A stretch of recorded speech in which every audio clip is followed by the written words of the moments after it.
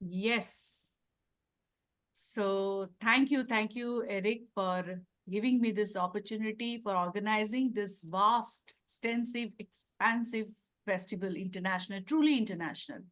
And I miss those days. I think Lavanya would be able to connect when we used to serve tea and drink tea, bring in the lunch packets those days. Yes, yeah. Hopefully, we will have it again in person fully. But this way, over Zoom, we are able to connect with so many from different places and getting new friends, getting to know many others from this fraternity. That is amazing.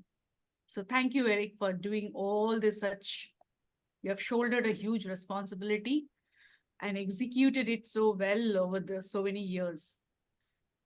Now, thank you everyone who have come here, joined us in this workshop. And coming to the workshop, recently I got an opportunity to perform as an antagonist. And as I was delving deep into this, suddenly this idea came. How about a workshop on antagonist? Okay. So as we begin, may I just ask you, what is your idea?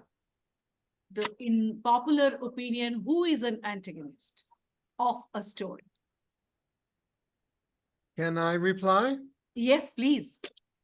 To me, an antagonist is a character who makes trouble for the protagonist. Okay, thank you. Yes, anybody else? Yeah, Maya, I think, raised hands. Yeah, I was thinking it's the change maker, the one who brings around the change. All right, beautiful answer. Yes. Prakriti, someone opposite to protagonist and makes the story interesting. Wonderful. I think I need not do the workshop. So let's go for shopping rather than working. Okay. Yes. So, when I was asking few of them, they were saying, of course, the villain. Villain is the antagonist. Because villain does dishum dishum and all this stuff with the hero. So villain is definitely the antagonist. I thought, yeah, could be. Then I went to the root of the word. Eric, can I have the slide?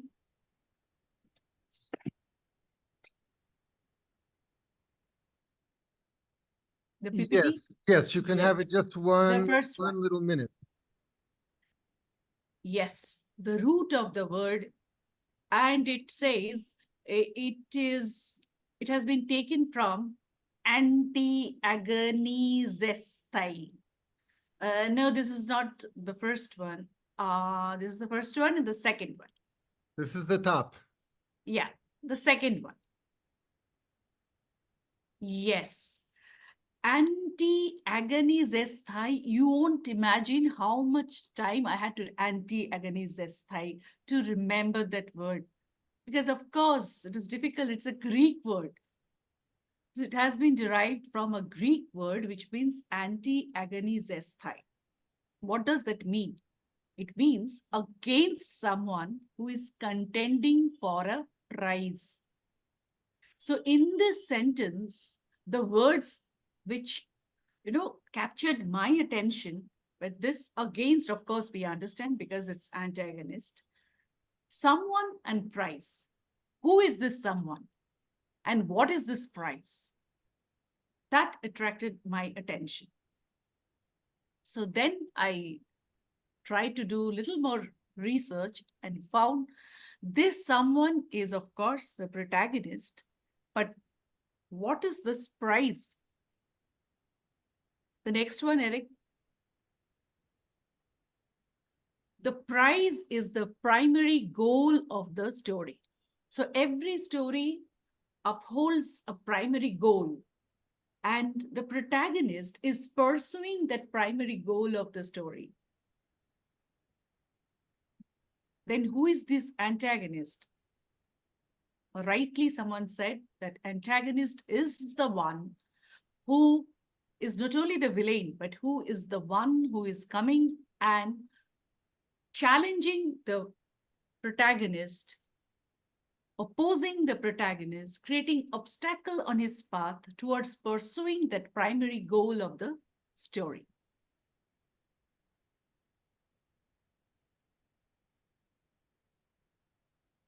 So, if I ask, I'm just taking Ramayana as a story which we can examine, keeping this in mind.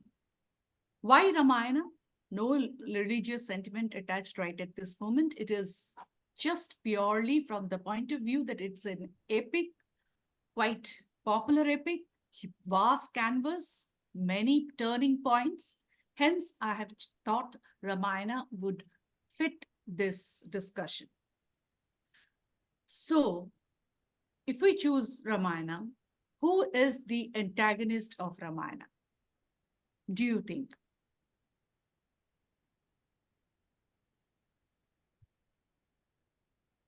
Yes, you can put it in the chat box.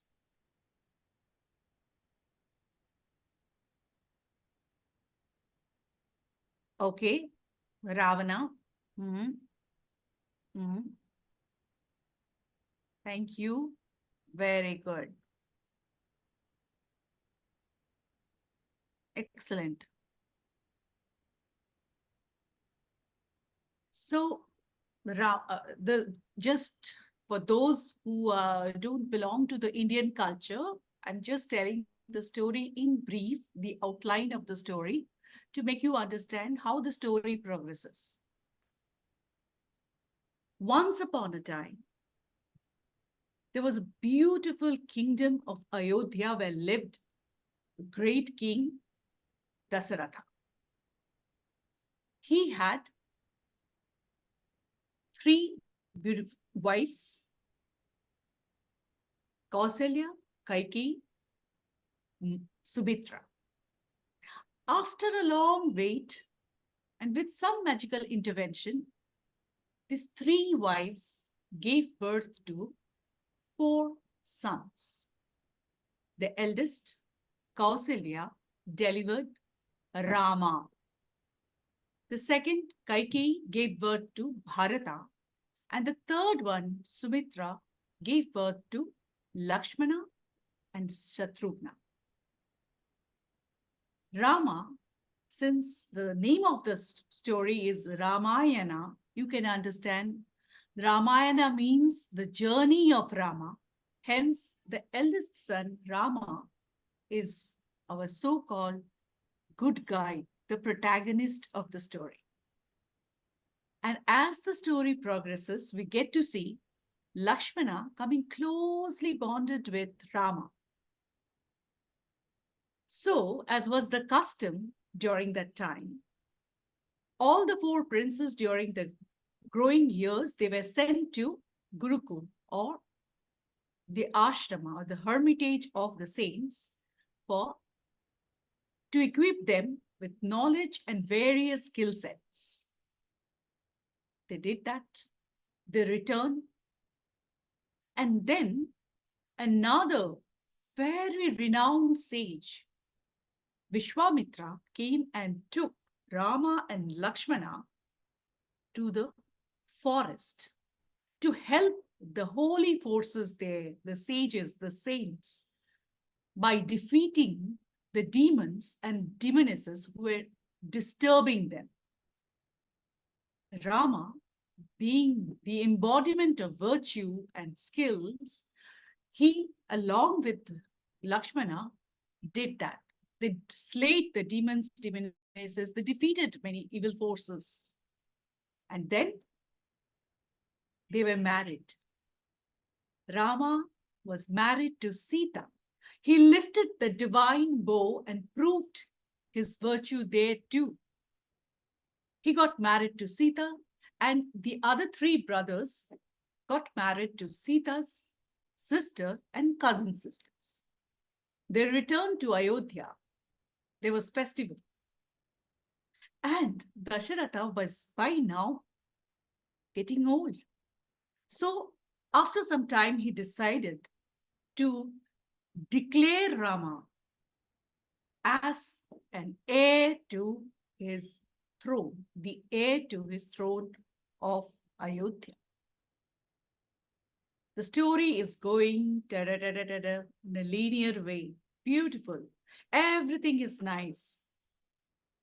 That's when Manthara, the maid of the second queen Kaikeyi, came to the picture. And she came and whispered to Kaikeyi, "Why are you so delighted? Why are you so happy that Rama is getting, declared as the heir to the throne? What would happen to you? You would be under Rama's mother Kausalya. She would have an upper hand over you. And what about your son, Bharata?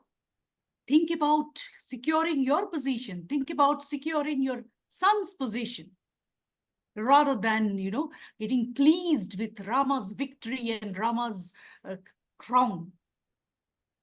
But Kaikeyi was like, "How do I do that? Rama is the eldest. He's the fittest. This is the time.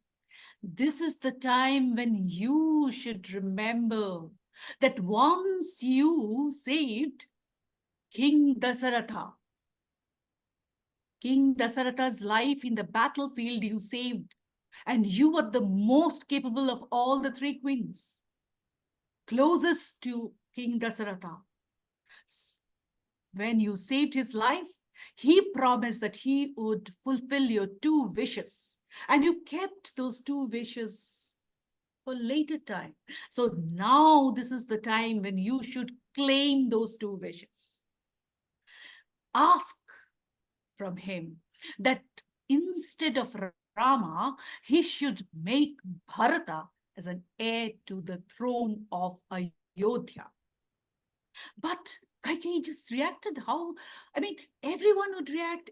What would happen? He won't agree to that. What would Rama? So many questions.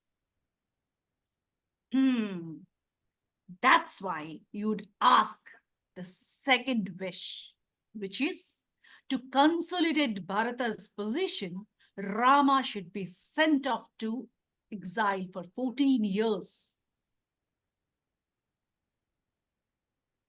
So now, twist in the story. Till now, Rama was going, everything nice. And now he had to change and recalibrate his path.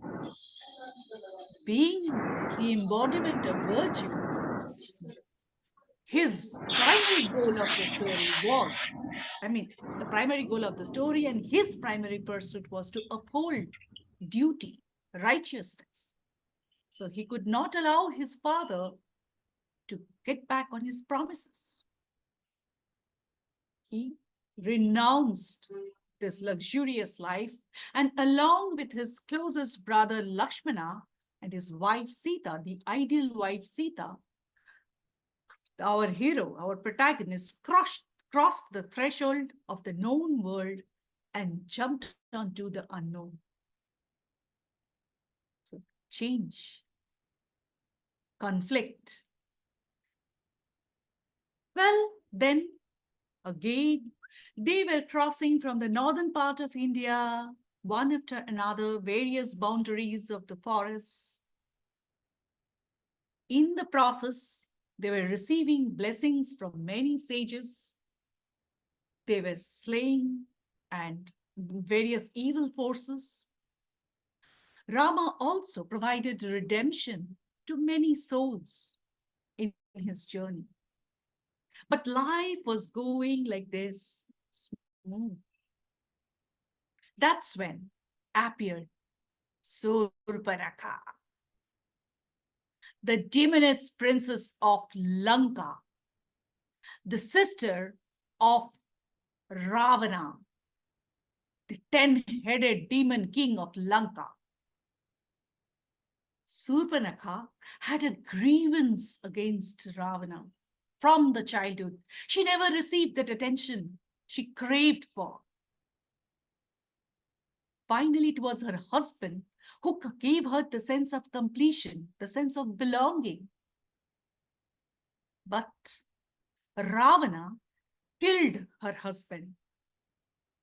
He had his own reason for doing that, but Surpanakha never bought that reason. She was devastated. That's when she left the palace of Ravana and with her young son, she went to that forest. Every passing day, she was getting the son ready to take revenge against Ravana. But the son got killed by somebody in the forest.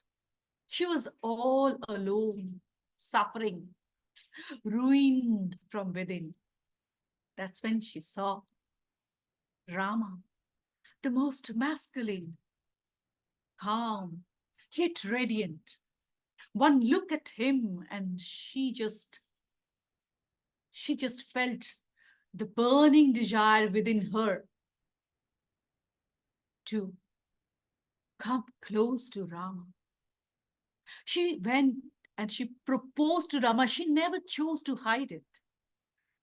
But Rama, being Ekapatni Vratam, which means he always would stick to only his wife and not to any other woman, refused her, rejected her, and he pushed her to Lakshmana, his brother.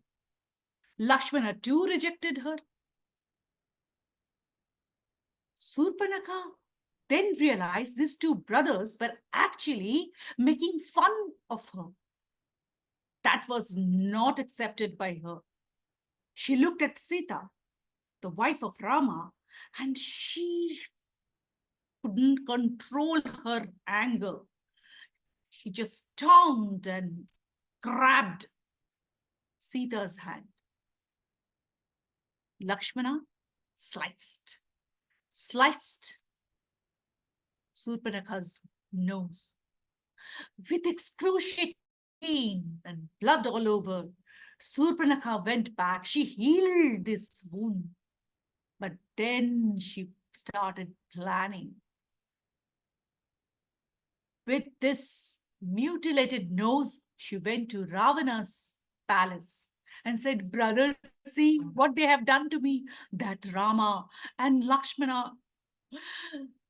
Rama got married to Sita, brother, the most beautiful woman whom you could not marry because you could not lift the divine bow.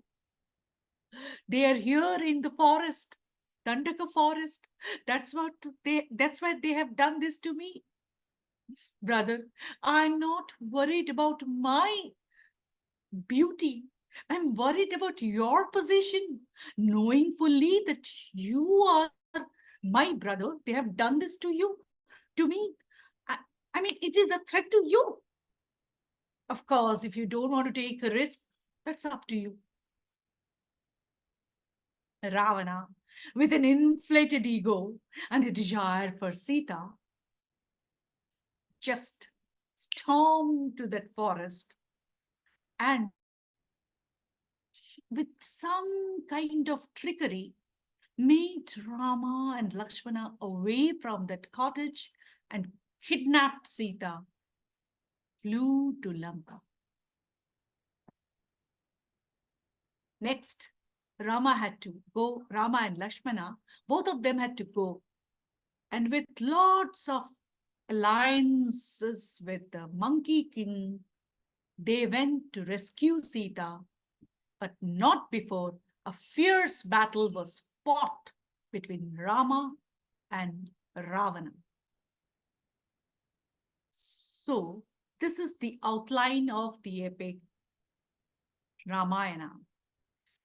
Now, could you tell me, who do you think are the antagonists of this story?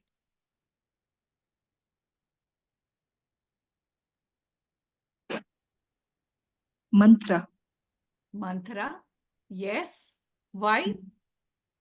She's the one who started poisoning Kaike's mind Yes. and Yes. creating the change in Rama's life. All right. So change. Yes, that's very important word. Change. Change and that change brought in a change in the Chain of events. chain of events. Right? Yes. Next. Anybody would like to share? Also, I think it is Shurpanakha, Mm-hmm. because Rama's life was quite smooth in the forest, but then a change was brought about by Shurpanakha. Yes, again change. We are coming to this word change again and again. Yes, thank you. Definitely Surpanaka. Next. Yes, Vinadi. After Manthara poisoned Kaikai's mind, Queen Kaikai actually changed the course of the story. So she came next after Manthara. All right. So Manthara and Kaikeyi. So Because maybe unless Manthara had not plotted or put the seed into Kaikai's mind, and unless Kaikai would not have spoken the word, things would this not change have would not gone have happened. Okay. So Manthara and Kaikeyi together there. Then we got Surpanaka. After that,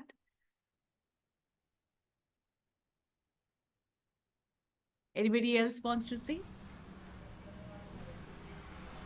Lakshman? Is Lakshmana the antagonist? Well, because if he hadn't cut off Suparnaka's nose, she Okay. wouldn't have gone and, told Ravan.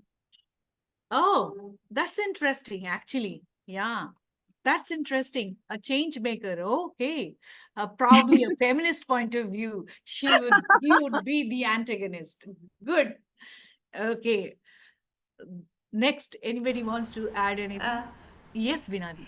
It's interesting how we in our culture do not regard Lakshman as an antagonist, but when another cultural person sees the story as in a story, how the antagonist protagonist differ. Thank you. It was Maya, right? Maya. Yeah. Yeah. Thanks for that perspective, Maya. You're Yeah. welcome. Yes. So, yeah, in popular imagination, everybody, when I was doing research, mostly the first name that was coming up was, any guesses? Ravana. But poor Ravana came at the end. So how I portrayed or how I picturize or visualize the whole journey, Rama is here, the embodiment of all virtues, and somewhere Ravana is here, embodiment of some virtues and lots of vices. Two are operating in two different places, and then some changes are happening in Rama's life, and he is changing the course of his journey, and finally he is meeting Ravana. So the story, as it progresses, we get to see these change makers who are actually adding that antagonistic forces in the story. Isn't it? Okay. So then why, as a storyteller or as a story maker, what is the purpose of bringing this antagonist? What role does he or she play?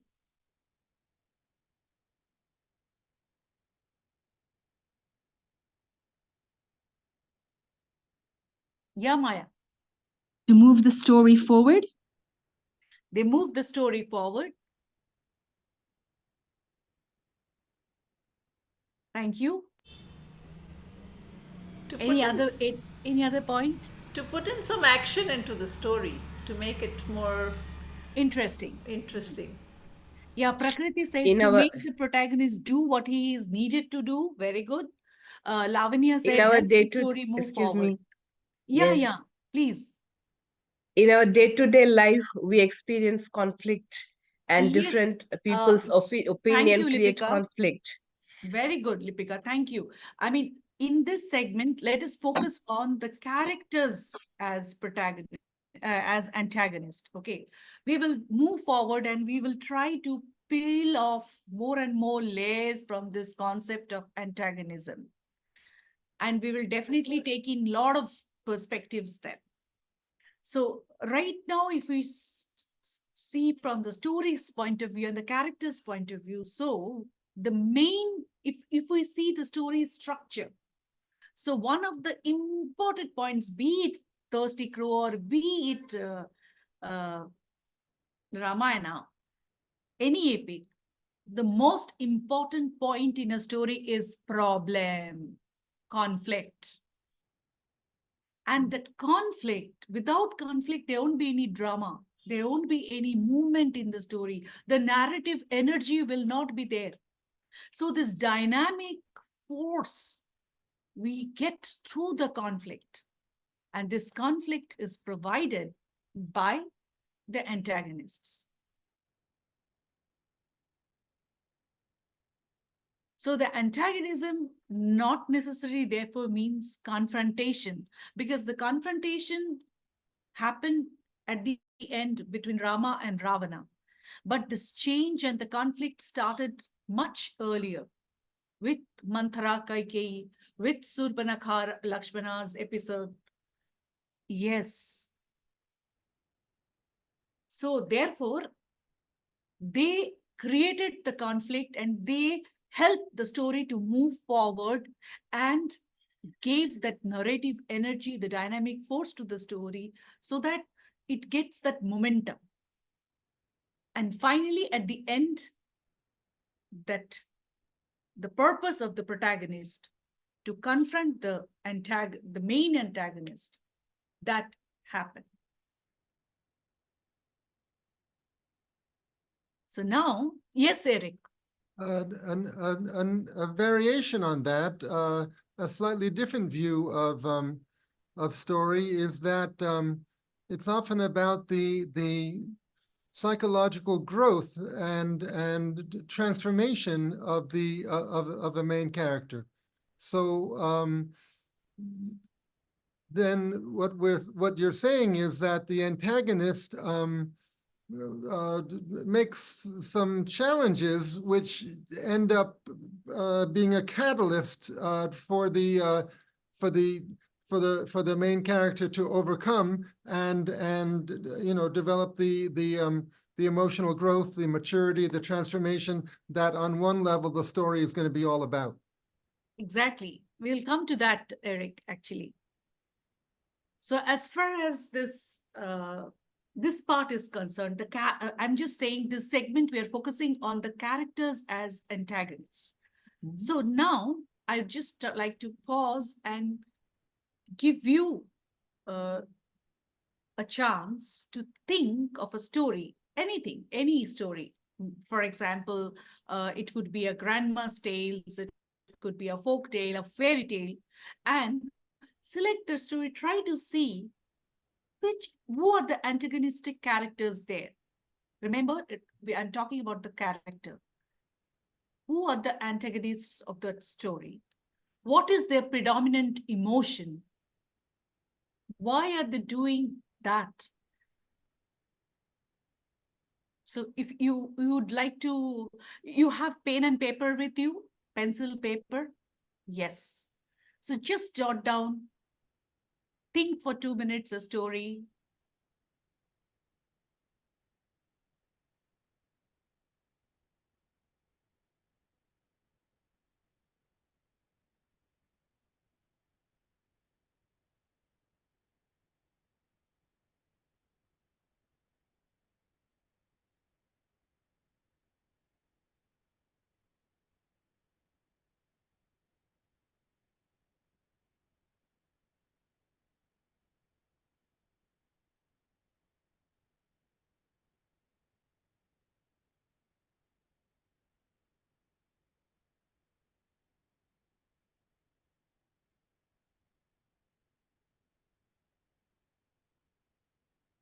Done?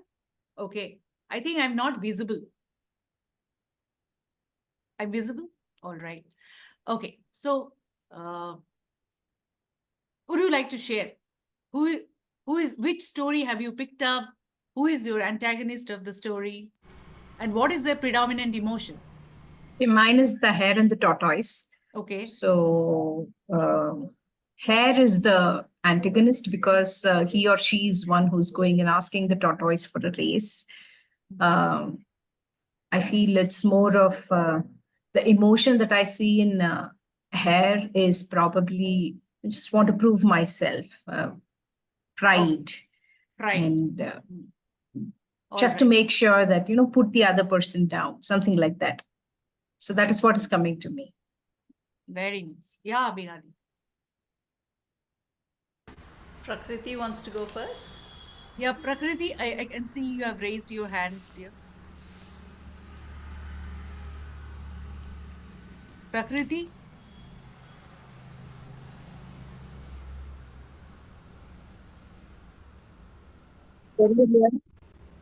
Yeah, Prakriti, go ahead.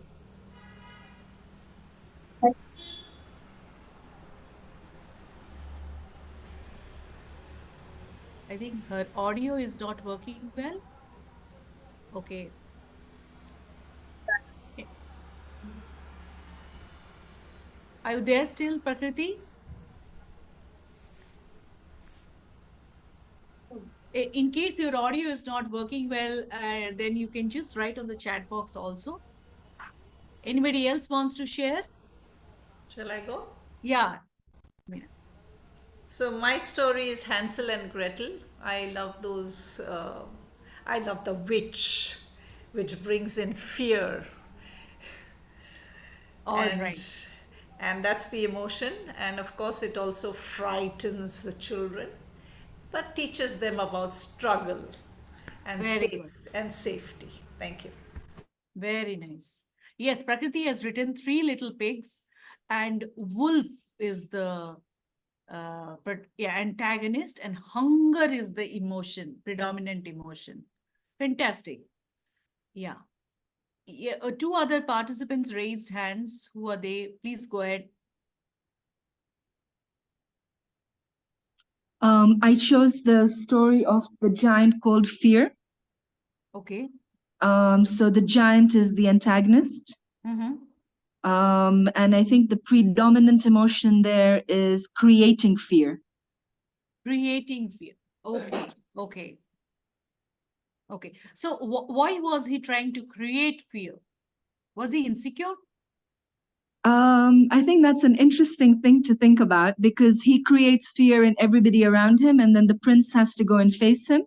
And as he walks towards the giant gets smaller and smaller. Ah. The wise woman has asked the prince to ask the giant its name. Yes. So, thank you for that thing. When I was trying to study these characters, antagonistic characters in Ramayana, I was trying to see what are the predominant emotions. So Manthara always earlier I used to think, "Arey yaar, why she did all this? She changed it." But this time when I was thinking, being Manthara has raised Kaikeyi. Kaikeyi's mother was away from her. So Manthara is the one who has raised Kaikeyi. Manthara came with Kaikeyi to Kaikeyi's in-laws' house. She has been with her, and she was the one who raised Bharata also. So from a mother's point of view, the mother would always like to protect her own daughter, her own child, grandchild. So the whole perspective changed. And if I would have liked to play Manthara, I would say, please, what will happen to you? You're my grandson. Do something. I mean, kisi tarah, we have to protect our children, no? So this I love that. overprotectiveness, over affection. Yeah. And Surpanaka, of course, you have ruined my life, my nose. And so now I have to do something to ruin you. That grievance, vengeance, and Ravana inflated ego and I'm Ravana out there, he does that. So these emotions I was more and more thinking. And I was thinking, like, to present the story from their perspective, how would it feel? So now the next task for you is, I mean, not task, it's just a discussion, to turn the table and see the story from their perspective. Be the character, uh, get into their role for a minute to each of those whom you have chosen. The wolf and the witch. Lavanya, you said Hair. hair. Ambu, would you like to say something? Which story you have chosen? The story I chose was the stealing of the Soma plant. It's from Indian ancient history. So a celestial being, he steals the Soma plant from the Devas. So what I have noted down is he is the antagonist. I forgot his name. The predominant emotion is greed, and he is greedy because he's insecure that somebody will. He will be pushed down. All right. Yeah. So all of you, if you just turn the table and see the story from their perspective, write 2-3 dialogues which are coming immediately to your mind as that character. Why he or she does that.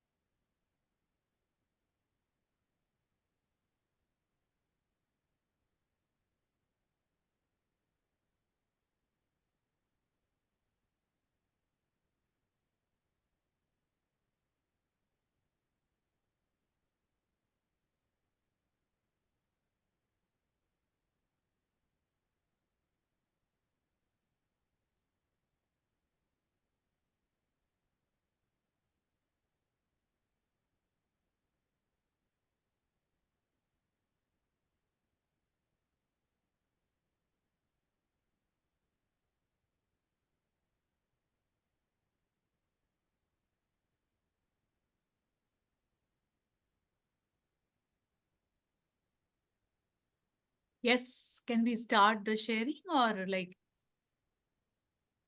yes. Wanted to get in the house as my forest. Somebody has written, Prakriti has written, Wolf is telling, I just wanted to get into the house as my forest is being destroyed. And I wanted to eat something. I didn't want to eat the pigs, but they would have something in their house that they could have given me to eat, right? But they refused to even open the door. Fantastic. Yeah. So the hair for me, I feel that, the hair was a tiny animal. So it probably felt very small in front of, the very powerful animals. And so wanted to prove its worth in some way. He knows what he's good at. He could run fast. So he picked somebody whom he could really win over, saw the tortoise who was really slow, probably thought in mind that if I'm going to have a race with him, I'm definitely going to win and I can prove my self-worth. And so tried to have that. So the thought that could have probably happened in the hare's mind is, I feel so low and so small in this jungle, but I'm sure that there'll be somebody who I can win over, and I can then show myself as somebody who's very powerful in this jungle too. So probably that was the thought that was happening. It's more of self-worth, when he felt very intimidated by the others who are very powerful in the jungle. That is what is coming to me. Good, very nice. Yes, anyone else would like to share? Yeah, Binati. Well, the witch probably is very hungry. She's also living alone in the jungle, and she feels quite insecure and lonely and looking forward to some company. So when the children walk in into the forest near her house, she's like welcoming them. She turns the tables, as Debjani said, and she welcomes them. I won't eat you, but do come in. And then it goes on. So she's Yes. happy, in fact. And I like this perspective that you have brought, because otherwise we would have been stuck in that mode. Thank you. Thank you. Actually, this thing came when we were working on Ramayana. And so that's why. Thank you. Shaba has written, I had no choice, you see. My sister's honor had to be taken care of. So as Ravana, probably, Shama, you were talking as Ravana. Yeah, I would like to share something.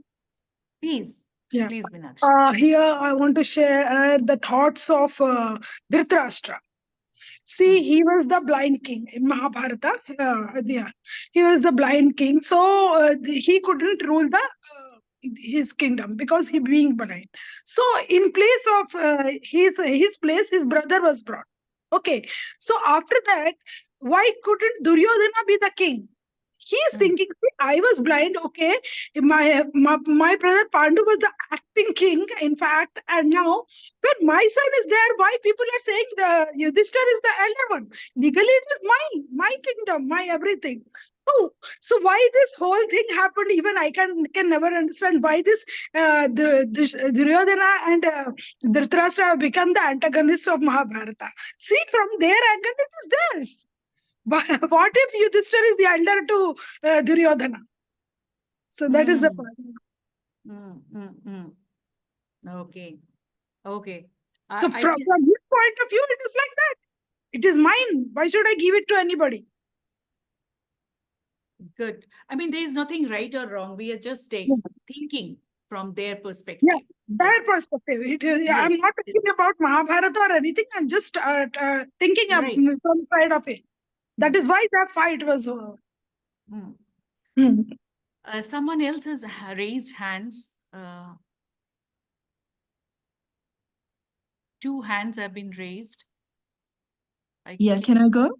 Yeah, please, Maya. Okay. I was just thinking about the giant because he's all alone here. So maybe he was banished from his tribe, or maybe maybe he's feeling lonely, angry, resentful. So now he needs to create that fear to make himself feel better. Yeah. So, interestingly, I just got one small gift from Shylock in Merchant of Venice, Sherlock, asking for a pound of flesh is the outcome of operation and stereotype. Right.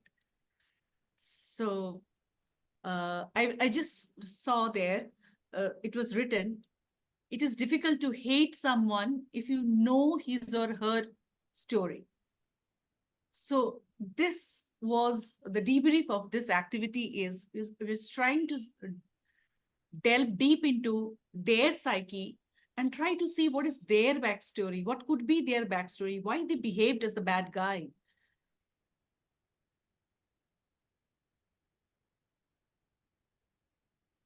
All right. Yeah. So anybody else wants to say anything as character? Yeah, Ambu. Yeah, I will actually it is surprising like how I got this kind of an idea. First of all, thanks to for that, Dave. So the same story again. So this person might be thinking, this Deva might be thinking, we all tried so hard to find that plant of immortality, but now it is now in Indra's garden. Indra, known for his carelessness and desire, he may not be capable of taking care of that plant properly. So maybe I should steal that plant for the plant's own good, so that I can take care of the plant safer than Indra. So that was Wow. a thought that came. Yes, could be. Yeah. Wonderful. Thank you for all your, beautiful sharings. And yeah. Yes. So Shylock, through the story, he is mocked, and now was his chance to get back. Okay, throughout his life, he was mocked. So now he did that to get back his what he thought belongs to him, right? Okay, okay, good. Well, anyone else wants to share anything in the chat or in the audio, or we'll move to the next Can segment? I? Please, I'm please, Lalita. Lalita, please. Yeah, sorry. I'm sorry I'm not able to switch on the video. That's okay. So I was actually thinking of the story of the Pandit and the three robbers who convinced him that he's carrying the dog or the whatever, he's carrying the calf, but they convince him that he's carrying something else, right? Yes. So they have, from their point of view, they know that this Pandit will anyway go back again and he'll get whatever gifts or presents, and they need the money. And also they might be thinking that if he's so easily convinced by a group of thugs who are not as smart as him and as learned as him, then he deserves to be treated. Okay. Okay. That's another take on it. Lovely. Thank you, Lalita, for sharing it. Thank you. All right. So we are now moving to the next part. Is all the while we have been talking about antagonist as some character. But do we always get to see antagonist as characters? Characters in the sense with face? So, therefore, comes the next story. Let us examine this view based on the next story. So, once upon a time, there was a small village in the lap of mighty Himalayas, surrounded by tall trees, cool breeze, serene, stream flowing by. So calm, tranquil, right? Actually, it wasn't so. Because in that village lived two communities who were at war with each other. Why? Since when? How it all began? We don't know. They also didn't know. They just knew that if somehow there develops any connection between one community and the other, there'll be disaster, catastrophe, destruction. Why? Because their ancestors would be antagonized. They would be furious and they would curse them. So that's what they believed. But amongst them, there were some who were least bothered about all this. Any guesses who were they? Children. They would just sneak into each other's territory when the parents or the grown-ups were away or asleep, and they would make friends with their gang there, the other side. Amongst this group of children, there was a boy, very calm, quiet, called Rangit, in one side. And as you can guess, on the other side, there was a girl, bubbly, chirpy, always pakar, named Teesta. So these two children, they came close to each other. They started meeting, talking, chasing the deer or following the birds, chirping. And doing all these, years passed by. They were no more small children. They were now young boy and girl. But still, they continued meeting secretly, talking to each other, sharing their own thoughts to each other. So one day, while Rohit was in the forest, carving something, some bamboo, Teesta was coming from behind, and she just wanted to surprise Rohit. She just bent down and was about to do boo when she didn't know how one of her feet tripped and she was about to fall down. Rohit immediately, with his two strong hands, lifted her up. And that's when the eyes met each other. They held each other firmly. No, not for the first time they're seeing each other or holding each other, right? But that day, something happened, something different. And they immediately felt that there was like current, some kind of electricity moving all around their body. They understood, they realized they were in love with each other. Well, they continued meeting. Now, Rohit would do his work, Teesta would sing and dance. Rohit would often caution Teesta that villagers, if they come to know our lives, your life will be at stake. Leave alone me. So be careful. Are you so coward, Rohit? Teesta being Teesta would always answer like that. And then one day Teesta said, hey, come, Rohit. She just dragged Rohit and said, look up, the sky there. Let us keep the sky as the witness of our love. And keeping the sky as the witness, let us promise to each other that come what may, we will live together in love. And if we can't live together, we will die together in love. Shh, Rohit said, don't even talk about death. We will live together in love. Beautiful love story brewing up, and no problem. Can't happen, right?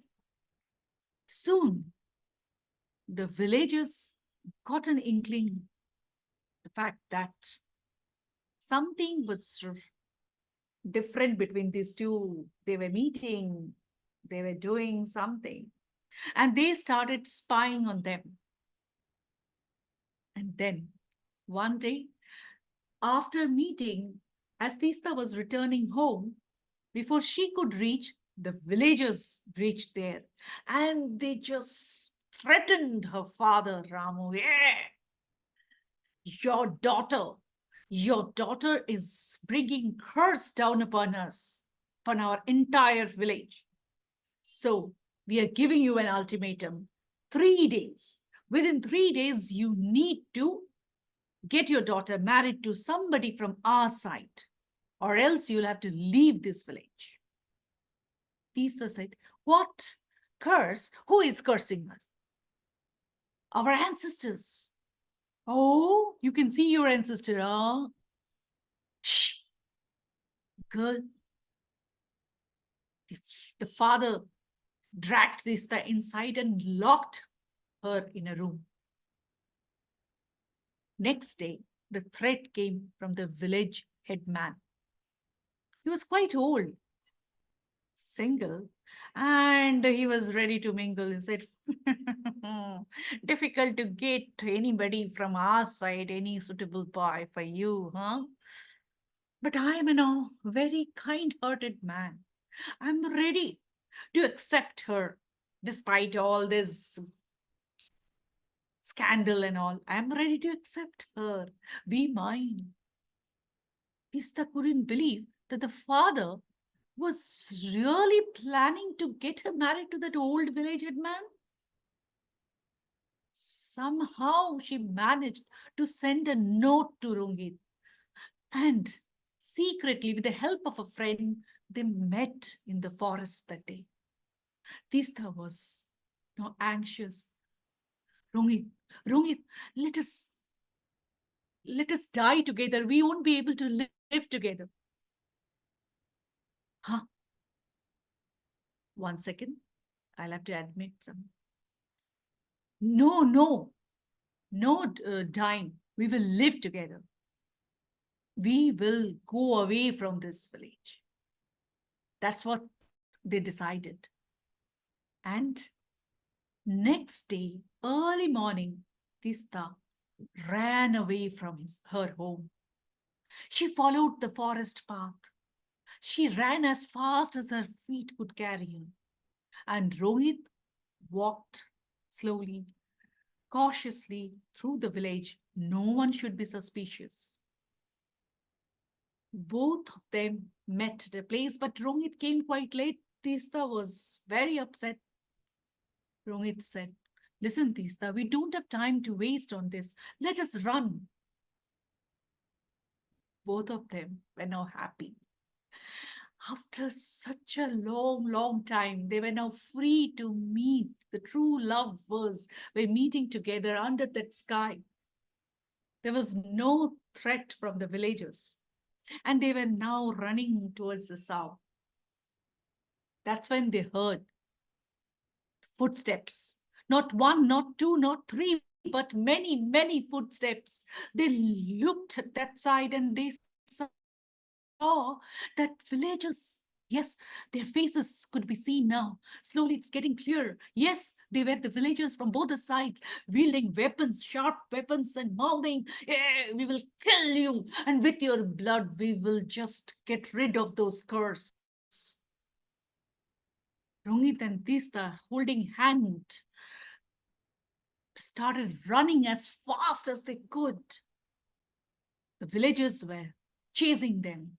50 feet steps away, 20 steps away, 10 steps away, only 4 steps away. Both the lovers, they held each other and they looked at the sky. From nowhere, how the dark clouds came covering the sky. There was storm. Yes, dust blew. And with that dust and storm and all this, these villagers got scattered like ants. It started pouring, raining heavily. And after a few moments, when these villagers, they could gather themselves and they turned and they looked, they found, where is Tista? Where is Rohit? They are no more there. They could see the specks of their clothes. But the boy and the girl, they are gone. No, dear friends, dear listeners, that night, Tista and Rohit didn't die. They started living together forever, happily. And if you go to the northeastern part of our country, precisely the north of West Bengal, you will still see them flowing as two rivers, Tista and Rongit. The two rivers where they meet, it's called Triveni Sangam. The story ends here. Now, may I ask you, how have you resonated with the story? Has the story resonated with you? Did you get a connect?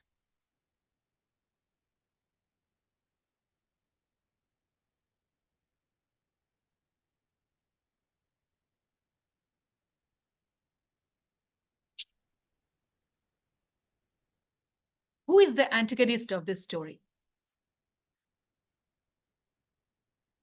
Yes, Ambu. Yeah, I kind of feel here what do we say, the situation or the belief becomes the antagonist here rather than the particular person. Exactly. So thank you, Lavanya has written superstition and belief.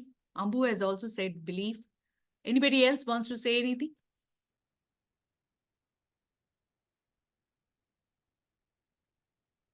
Let me go to the chat. Yeah, belief, super. tradition. Yeah, Binani.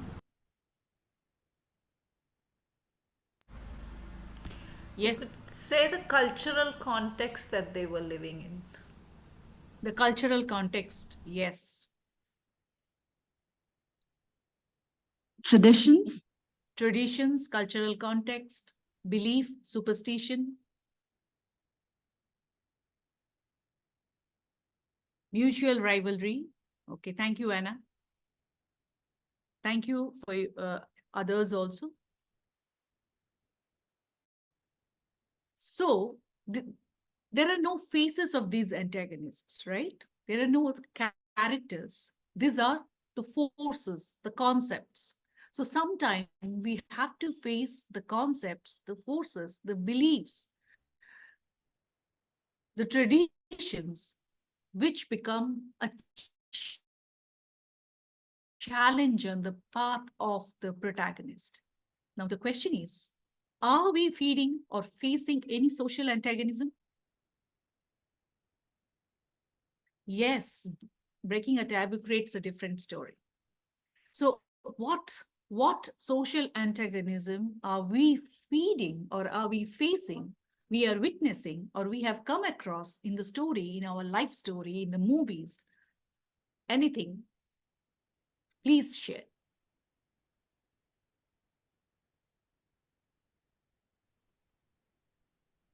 Yeah, lots actually. Starting with peer pressure, pleasing others, and I mean, don't do this. It is not right in this context. The list is endless actually. Exactly. Hmm. Aren't those also antagonists?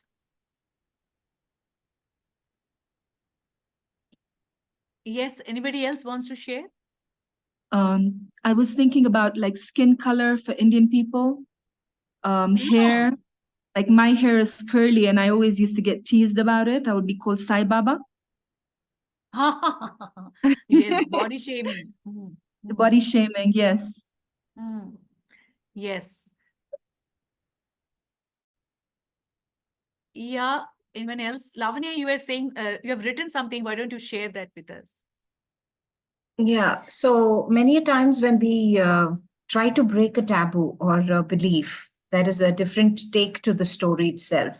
So, and how it's like you try to see the story from a different angle, just like how when you said, let us think through what mantra, getting into the psyche of the person who created that taboo in the first place. Here I'm talking about the taboo or a belief in the first place. So, what could have been the psyche of the person who actually created the belief? Like, for example, people say, I mean, at least in the South Indian culture, um, period is a big taboo. Menstruation is a big taboo. So they don't want women to go to certain places, temples, or being in the kitchen, or are restricted from doing a lot of things. So I'm just thinking from what you gave us as something to think about. What could have been the psyche of these people who created the belief in the first place? So it was not there. I mean, people say that it is age-old tradition that has been followed. That's how my mother did, my grandmother did, my grandmother's grandmother did. So you better do it. But why did they do it in the first place? I think when we go and see it from that perspective, we'll be able to get a better picture also. Rather than simply Yes, yes. going hangama, halla bulla about it. Probably we get a different perspective too. So it's very interesting. Perspective. Very Yes, yes, yes. To add to what Lavanya said, see, somebody creates that. It's like how we play Chinese whispers. Something was created for some reason, but down the line, maybe it morphed to something else. So basically, what was the rule or whatever was said was maybe it has been totally different. So the antagonist is not only the person who created it, also the person who changed it according to their whims and fancies, and so it's like it has evolved. I would say the antagonism has evolved over the periods, and what we face now. Right, right. I think that's a valid point, because even stories, for example, Ramayana, what Valmiki wrote was different, and how we see Ramayana now is different. It has evolved with respect to what the cultural beliefs were, and every time there was some addition or deletion that happened. So Yes. Yes. Anybody? Yeah, Katie and the people who perpetuate those beliefs. Yes. So often we perpetuate. Do we always know the reason why are we perpetuating? Question I felt.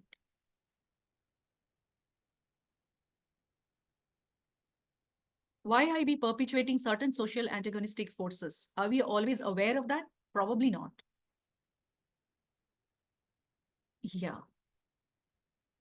Any other comments?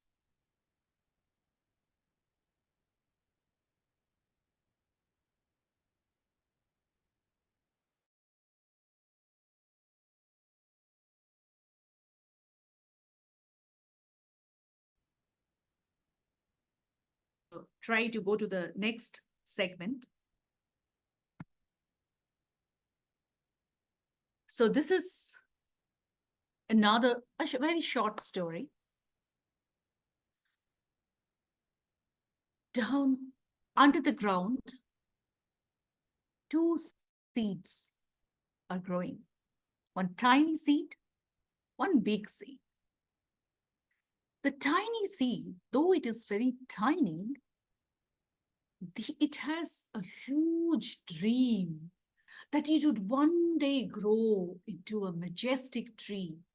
It would spread its branches. It would give shelter to so many. It would be a something to, a spectacle to see. And the big seed was constantly worried. What if I try and I fail? What if some other forces crush me? What if, what if, what if?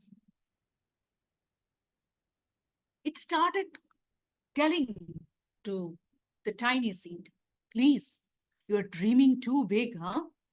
Don't even try to do that. Be cautious. There are dangers lurking outside. So be safe and don't try to push yourself out. But the tiny seed insisted. Many a time, both of them had a fight, had a duel, that who will win? Whether the big seed would be listened to, or the tiny seed would just try to project itself the way it wanted. Finally, the tiny seed said, come what may, whatever happens, I will go out. And the tiny seed just sprouted out. The moment it came out, there was danger. Down! The monkeys were throwing some pelting stones and fruits and pebbles at it. But what the tiny seed that has now sprouted out and it's a tiny sapling, what it did, it immediately bent. The monkeys pelted again. It bent, it twisted, it bent, it twisted. And every time the monkeys tried to crush it, it bent, it twisted, and it turned. And that's how it became tougher, stronger, and it could withstand the attacks. And the monkeys got bored of attacking it. They left targeting it. They went to the other. This tiny seed, now a plant, gained so much of strength that it became unique with all its turns and bends and twists. Its trunk became very tough and it spread its branches and it grew into a majestic tree.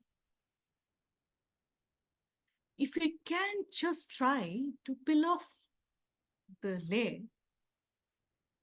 can we just see who is or who are the antagonistic forces in this story?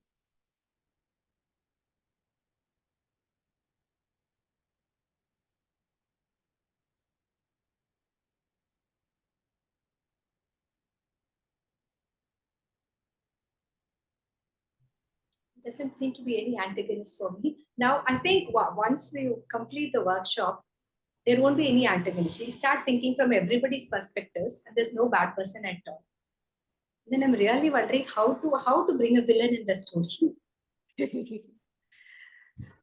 The Lords. Exactly, Janet. I'm so happy you gave the answer.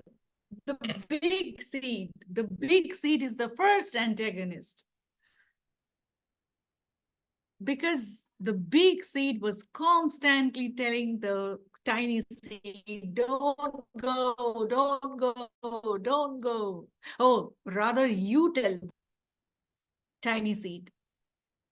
What could be it telling? What could be its dialogues?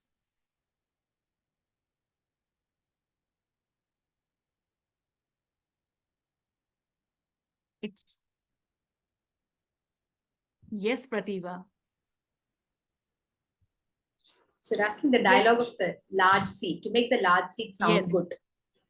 So I can say, poor little seed, he shouldn't get hurt. He shouldn't get upset by trying, I want to protect. I am big, he's small. So it's my duty to protect. So let me give him advice. Now, when you think from the tiny seed's perspective, what quality immediately appeals to you? Resilience.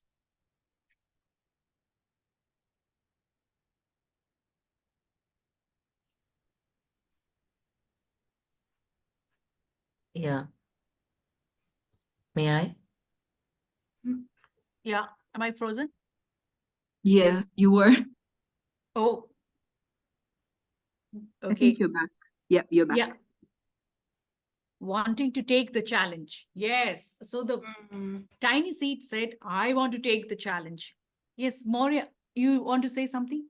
Yeah, more or less the same, and courage and also acceptance of what will be. So resilience, courage, strength, these are the qualities of the tiny seed coming up. When it came out of the ground, after fighting with the big seed or the large seed, did it face any antagonist?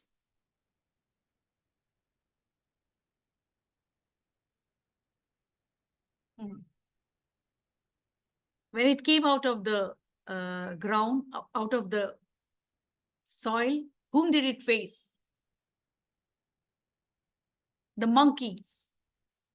Did it give up then? No. Yes. Lipika, we are coming to your section that you were telling that time. So, which seed are we nurturing in our mind? The big seed or the tiny seed? You will require a paper and pen or something there. Just try to draw a circle. Inside the circle, you write the qualities that you can associate with the big seed, and outside the circle, you write the qualities that you can associate with the tiny seed. Just for a time being, see with which you can connect.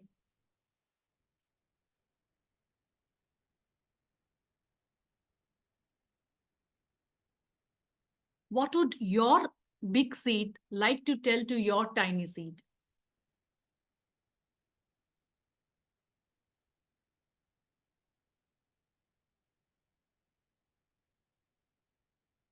And what would your tiny seed like to tell back to your big seed?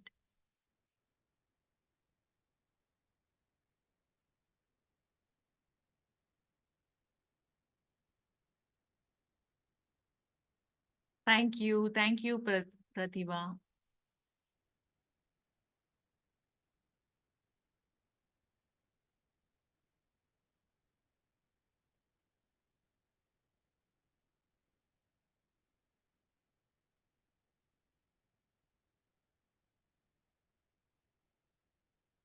Fear, yeah.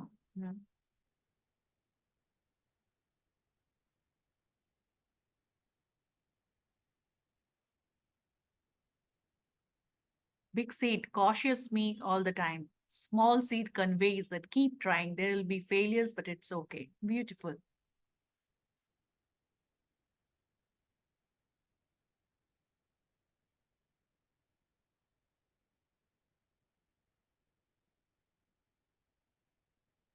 Big seed, wait, pause, alert. Small seed, just go ahead and try it out. Discover for yourself. So this is the conversation that goes within us between our protagonist and our antagonist.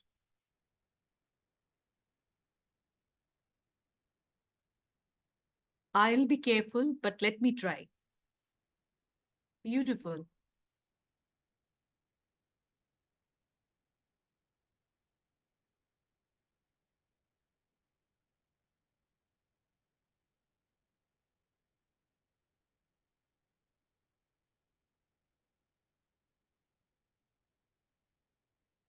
Yes.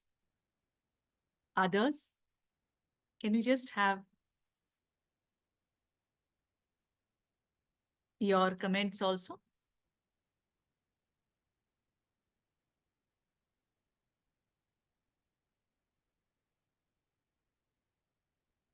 Big seed is condescending to small seed. Okay. Thank you, Janet. Small seed face the fear.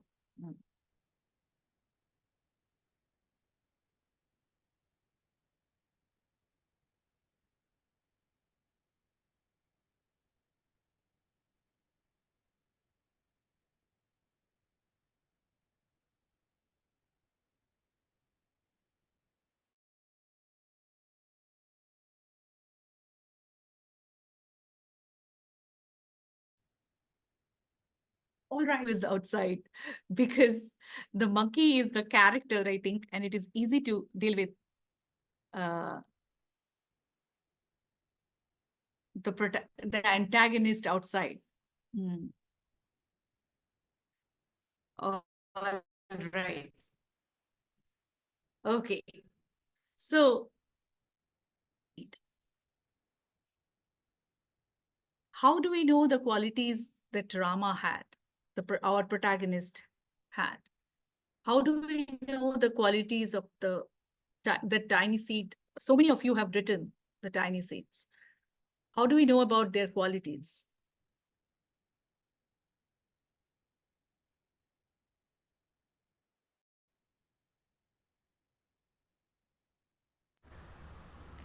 I guess it's our mindset, and probably it can change with time. As a child, maybe I thought differently, and at a more mature level, I am probably thinking and then thinking more, and then in Debjani's and Lavanya's workshop, I think even more.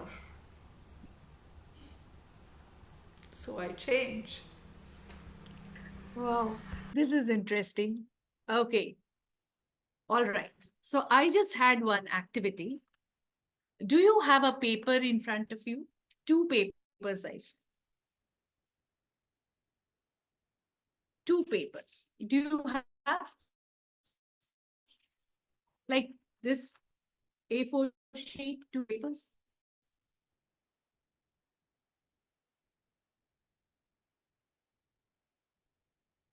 All right. So let us make a diagram by folding it.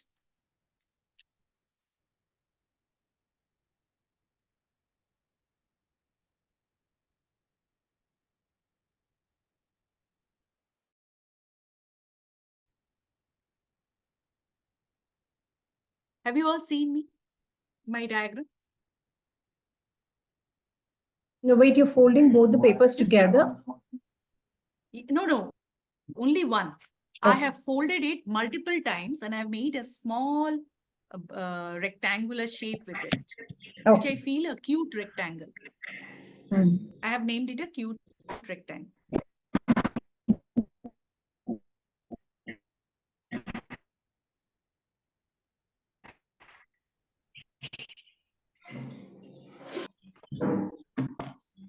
Very good.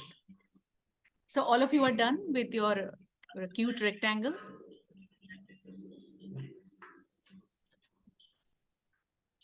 Now, you have another paper with you, right? Very good. I would like you to make it a cute rectangle, but without folding, shaping, cutting, sketching anything on it, without turning it in any way.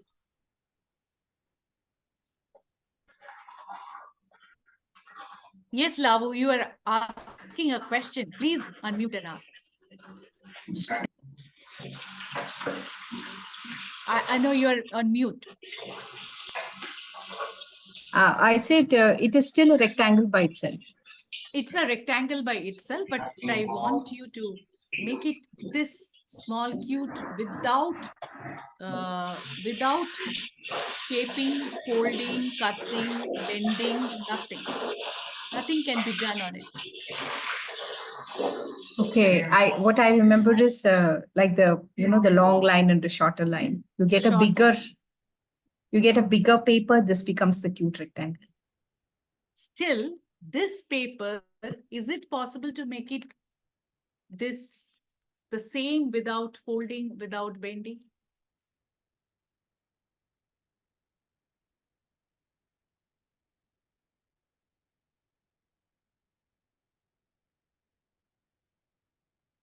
That's because to reach that shape, this poor paper has really underwent lot of antagonistic forces, which has helped it to reach that desired shape.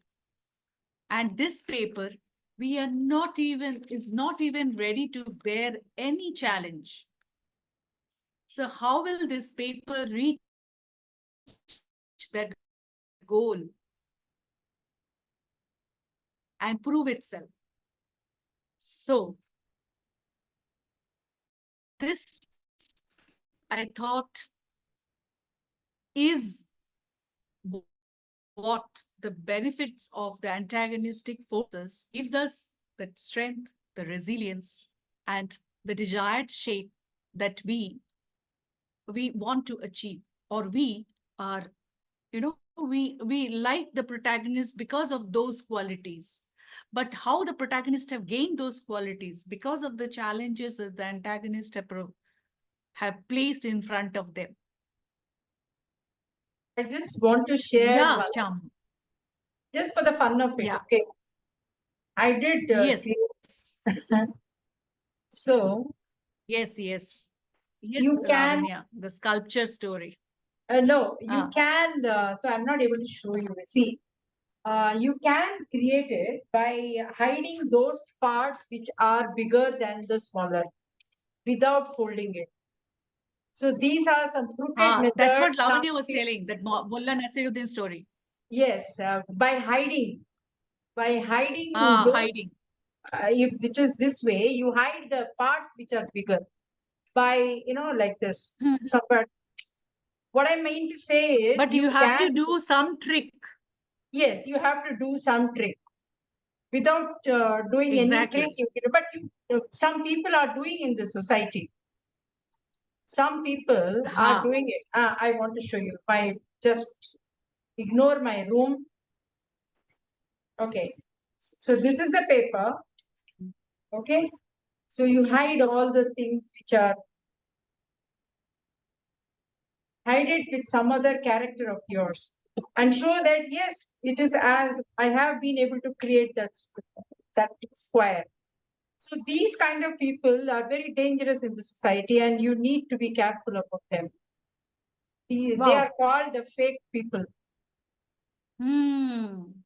So you can do things, but nothing is impossible. But then the way you do it is very important here. How you go to that shape, whether you go by the right rules, following the right methods, and then go the right way, bend yourself, and then change yourself and attain this shape.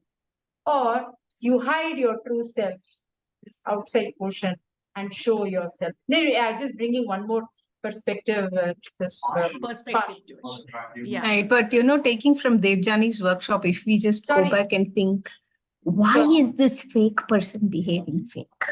Go to the backstory of that. I think Yes. it gives us answers Yeah, that that way. is so beautiful, Lavanya. That is so beautiful. We are connecting the dots here. Absolutely. Yeah. So I found Ambu has nicely written two dialogues as big seed and small seed. Ambu, can you read it out? I just now saw in the chat. I forgot what he wrote. I have to go and search. Okay, let me read it then. Okay, okay. Yeah, generally we get, we have been through it. We know how it is. So better you don't try it. Okay, but that actually raises curiosity. Oh, you say your experience, but let me experience it for myself and let me learn it myself. So that was another thought. Good. Yeah, yeah. Even somebody, Kate, I think, wrote that a super villain only can make a superhero. Yes, yes. So, yes. Now, though we have some extra time and we were told 90 minutes, but Eric is kind enough and saying that we can take some 10 more minutes. I would just request you to, Eric, is it possible? Sorry, got to leave. Thank you. Thank you. Thank you, Maura. Yeah. Is it possible to, or like, it's no breakout room is not needed there from itself. Being a storyteller, I'm just tempted to see you all act like one of the antagonists, what all we have discussed today. We have given them, we have seen them from their perspective, but just one dialogue as them. Pose like them and act like them, take a stance like them. That will be little drama.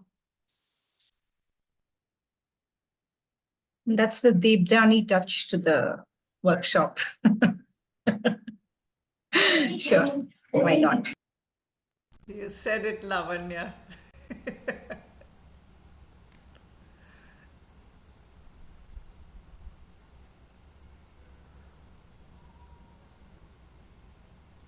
Why only I am acting, yeah, not anybody else. I think the big seat.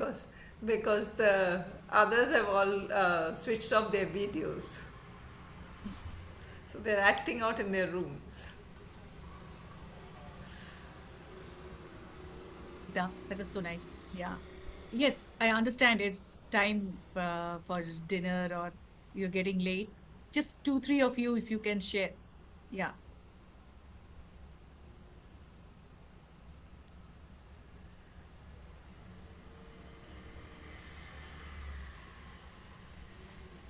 Yeah, Meenakshi, would you like to act?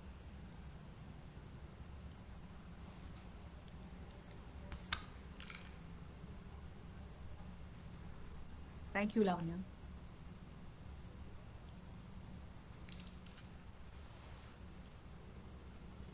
Debjani, can I try? Yes, please. Okay, I'll have to switch on my camera, right? Just a second. Okay, whoa.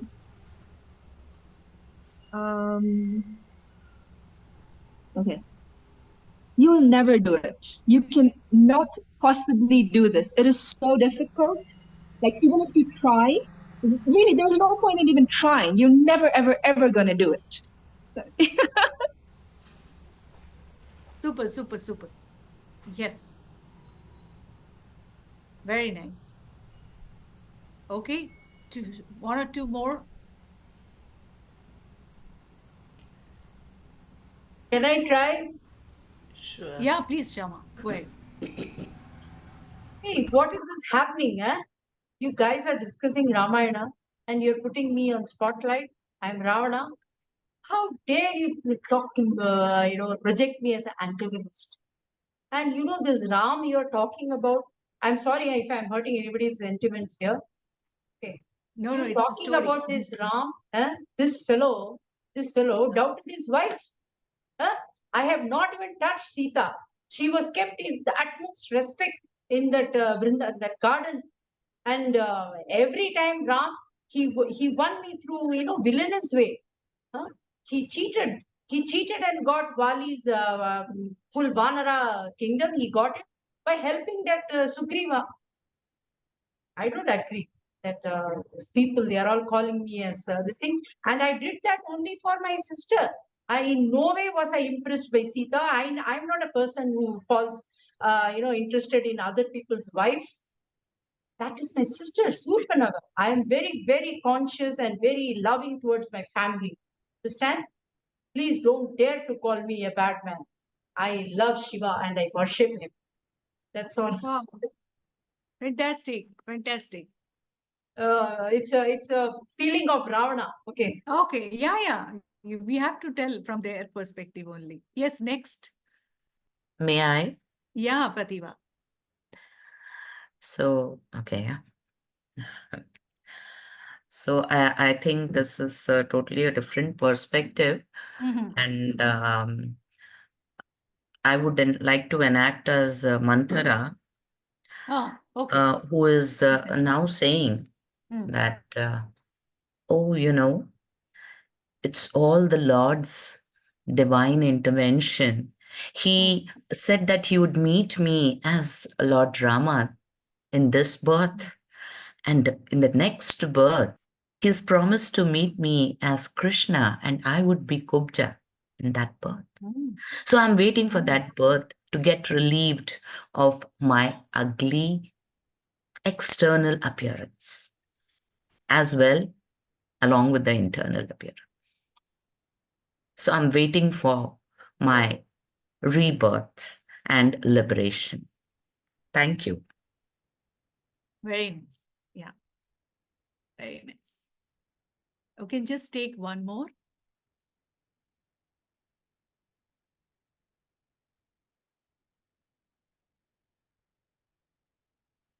Yes, who would like to share? I'd like to try something with Ambu. She's ready. Just do a spontaneous. Okay, let's try. I don't know what you're up to, but it's okay. Let's try. You're the big seed, I'm the small seed. Okay.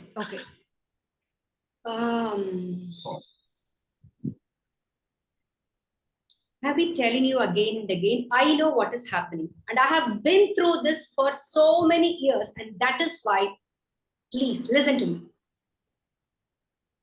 Amma, I know, Amma. I know. I know you really want to protect me. But you have been resilient. Look at you. You have grown to be such a huge tree. You are my inspiration, Amma. And I want to be like you. Let me be, no, please. That's what I'm telling. You say that I'm your inspiration. So when I'm your inspiration, you're supposed to listen to me. It was not an easy task becoming such a big tree. Okay. So I had to go through so many difficulties. I'm telling you, let me show you the right way and the easy way. Why don't you take that? Ma, don't be angry. But did you listen to Party? I didn't. And that is why I suffered. That's why I'm telling you, you listen to me. Otherwise, you'll also suffer like me. But you didn't listen to Party. You decided what you wanted to do. And look at you today. I keep telling everybody who's underneath, the worms, the caterpillars, the beetles, I will be like my mummy someday. And trust me, I will make you proud. My dear Chelakuti, that's what I'm telling. I didn't listen to your Party. Yes, I am a big tree now, but it didn't happen overnight. You know, how many seasons? There were seasons there were no water. I was parched. I was hungry. I had to go through so many difficult things to reach to this level. Now you listen to me. You will become just like me very soon, okay? And your children will also praise you just like how you do. But the journey will be easy.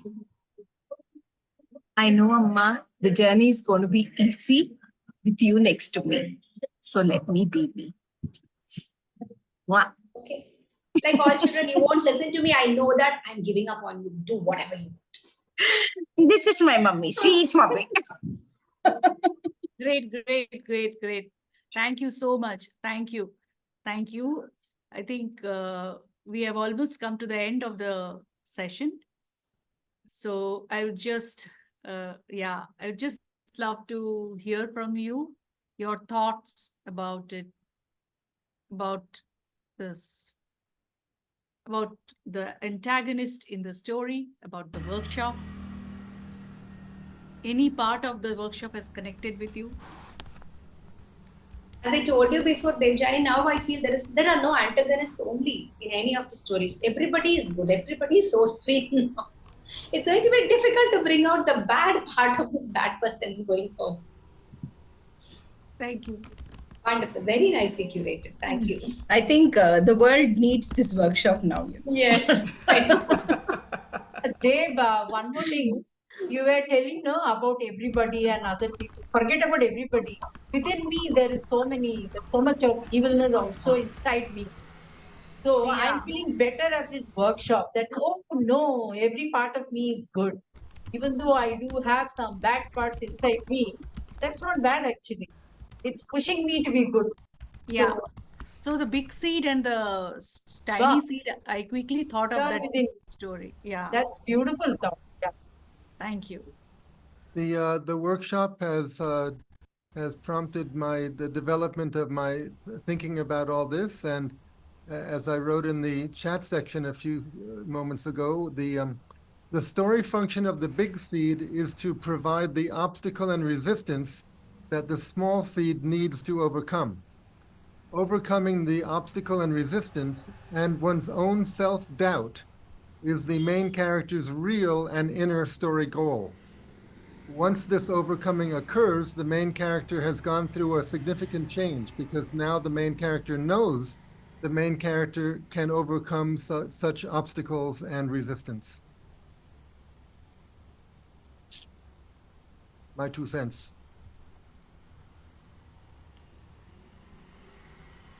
Thank you, Eric. Yeah. Thank you. So thank you. That was Need a to lovely leave now. workshop. Bye bye. Thank you. Good night. Yeah. Good Anybody night. else Bye-bye. wants to Good say night. anything? Wait. First, we're stopping the recording. Yeah.